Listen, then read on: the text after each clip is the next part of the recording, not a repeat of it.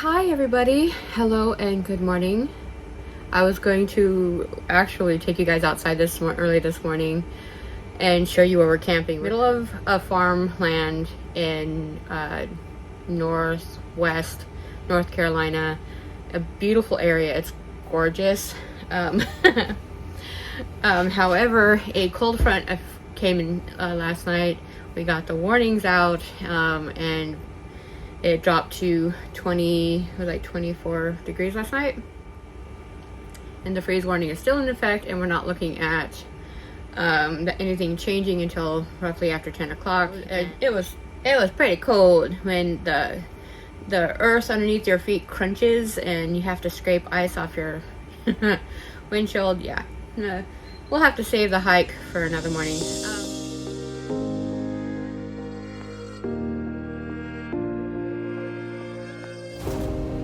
This is our first time camping this year. Actually, it's been a long while because we've been away from camping. We've been pretty much stuck in one place for a very, very long time. This is the first time we've traveled in a very long time. And I just thought I would share. I've been cutting up some stuff and trying to talk to you guys, but I thought I'd be real and have a conversation because our channel isn't just about RV. We do RV. We live in an RV. We've been in an RV for 3 years plus. We do things. We go places when we can. My husband is active duty, as all of you guys know, but at this point, because he's active duty, we can only travel when we are able to take leave. But other than that, we have to stay around the base that he's assigned to.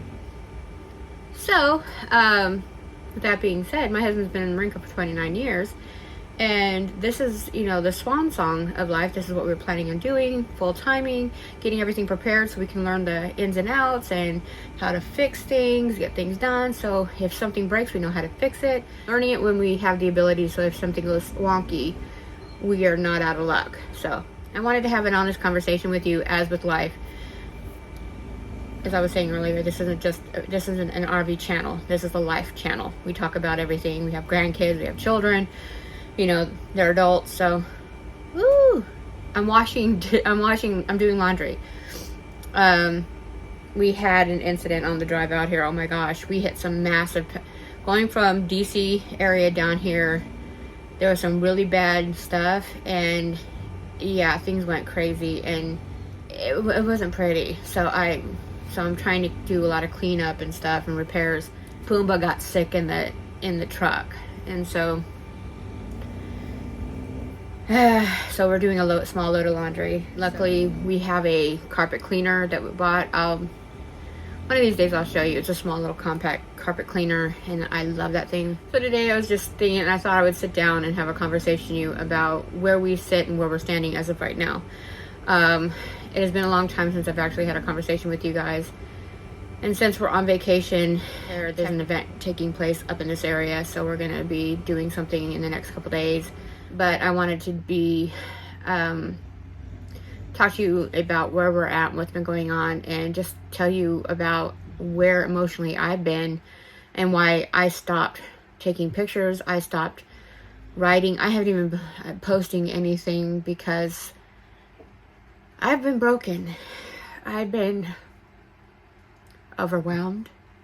I've been stressed and tired. And there comes a time when you lose yourself in trying to figure out how many plates can you balance before everything shatters to the floor. And that's where I've been trying to hold myself together. People ask you, hey, how you doing? And the easy comeback is, I'm okay. Because if I were to actually open myself and say anything other than I'm okay, I would shatter because I was hurting so much. See, over the last several months, we've been practically living and surviving at Walter Reed. And I know we joke about it. Here's another procedure. There's another thing going on here. There's another doctor's appointment. But behind the scenes, what you don't see is the suffering, the pain, the shakes, the inability to stand up, barely able to catch your breath, to eat, to sleep, to move. My husband, who's been the champion warrior in this household, could barely get himself off the floor. He jokes around, he'll laugh, he'll crack jokes. And he'll tell people, yeah, I'm hurting, I'm just not feeling great today. But behind the scenes, he's shaking because the nerves in his body is shot. And I'm watching him try to move, try to smile, try to keep me comforted when I know he's not okay. And the doctors are doing one more procedure. Hopefully this one works. One more procedure. Hopefully he can get past it. Hopefully this one helps negate the pain. And this one will be the one that helps him stand up straight. This one will be the one that helps him walk better. This one will be help him stop the burning pain that's shooting down his legs to his feet. This one will be the one that will stop the headaches. This one, then here's all the drugs thrown into that mix. My husband's been in the Marine Corps for 29 years. Has been back to back deployments. His body is crushed. His spine is depleted. Some days he can't get out of bed without wincing. He stayed in because he loved doing his job. He loved his job. And over the years, he started questioning himself, I don't know why I'm doing this anymore. And now it's like, did I do the right thing staying in as long as I did? And that's been hard because you see the passion and then you see it wither. And all I can do is support him and hope that he knows how much he's loved. As I'm watching my hero, my husband, break and fall and struggle. In every appointment, in every surgery procedure, and him endure it. Because he had this passion to do what he was doing. So, he just had a procedure done not too long ago where they put these devices up into his spine, just above his spinal cord. And at first, great, worked, helped alleviate the pain, but all of a sudden, he dropped to the floor, couldn't move, he passed out, running fever, shaking, really bad. Was great for 3 weeks. Everything was great. And then, out of the blue, everything went wonky. Back in the hospital we go, back and forth, back and forth.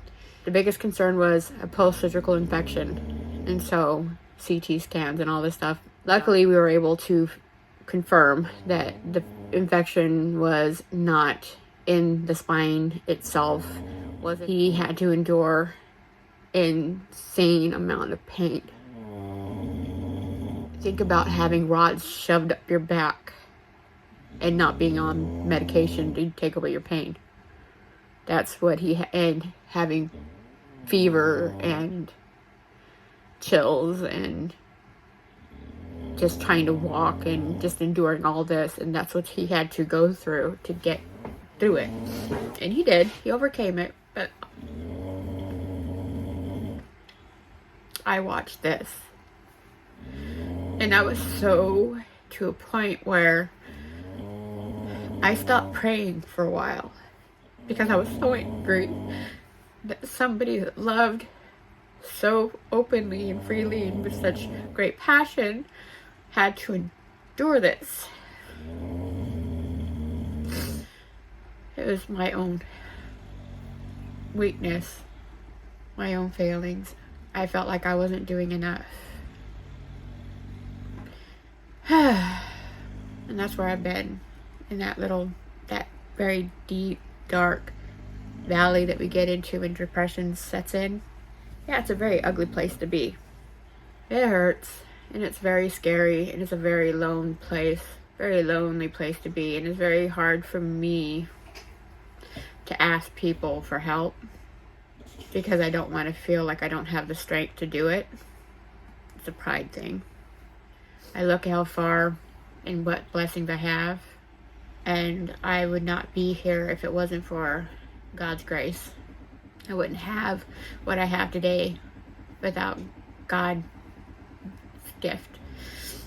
gifting me today. So I had a lot of soul searching to do in that. At another doctor's appointment as we were going through another procedure and IVs and fluids and stuff.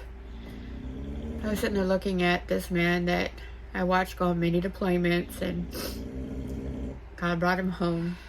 And I know whatever we're going through right now, there's a reason, there's a story that we can help somebody else go through it and endure it and get to the other side of it. So I know there's a lesson I'm being taught here. I may not like it, but obviously he gave me big enough shoulders to endure it. It's been a very hard time, and we've been enduring much. But the infection is gone, and he's been cleared. We got to take a break. They did 2 other procedures.